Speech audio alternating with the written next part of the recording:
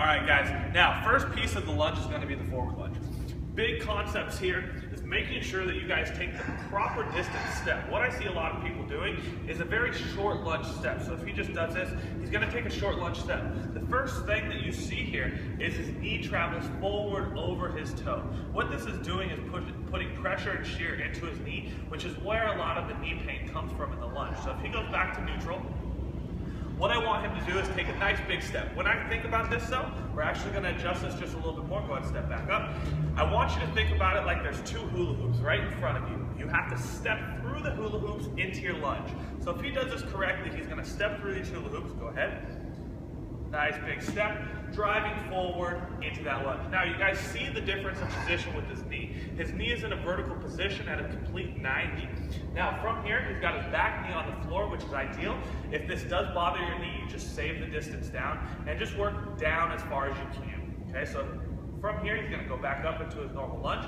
Big things coming back up. Think about pressing through the lead heel. So when he goes back down again, stepping through that hula hoop, he's going to think about bringing that toe up just a little bit. You guys do need to have the full force of the foot on the floor, but he's going to drive up through the heel. What that's going to do is create pressure and activate and engage his hamstrings to do the step back up. From there, when he does his lunge again, we're going to make one fault for him. Is this leaning forward position. This is something that I see from a lot of people. They start to let their hip flexors, so this is actually an issue with your hips being tight, but typically when you lean forward, your hips are tight. What we try and do to correct this, or how you can correct this, is when he comes up, or actually stand up one more time for me, when he goes into his lunge, what I want him to think about doing is he's gonna actually lead. So when he's stepping through that hula hoop, boom, he's leading with the hips. What that will do, he's leading with those hips. What that will do is start to stretch and pull the hip flexor a little bit more. He's also going to get more pressure through his back quad most likely, but that's going to keep him more vertical because he's very much focusing on keeping that vertical torso position. Again, I like to think about it like I've got a board right behind my back. I should have that board go straight into my back knee. So he's actually doing a really good job with it stepping through the hula hoop drill.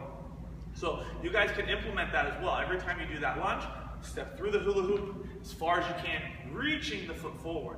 Now, if he goes back up to the tall position, we'll change it into the reverse lunge. So he's going to step forward just a little bit for me. For the reverse lunge, same big movement. I like to think about it like I'm doing a donkey kick. What I mean by that is if you've ever seen a horse or a donkey kick back, right? We're doing the same drill in a sense, pushing the leg back into that lunge. So he's going to do that for us, kicking back. Now again, you guys notice, front knee is at 90. Back knee is almost directly underneath his shoulders. His hips are open, okay? From here, he's again gonna think about, in this position, pulling from his front heel. So instead of stepping and pressing through his back toe, he's gonna use his front heel like he's pulling himself forward. That's gonna get his hamstring to engage again, as well as engage his glutes. At the top of every movement, locks those hips forward. Also, by kicking that foot back, he's gonna get more reach and a better quad stretch in the bottom of that movement.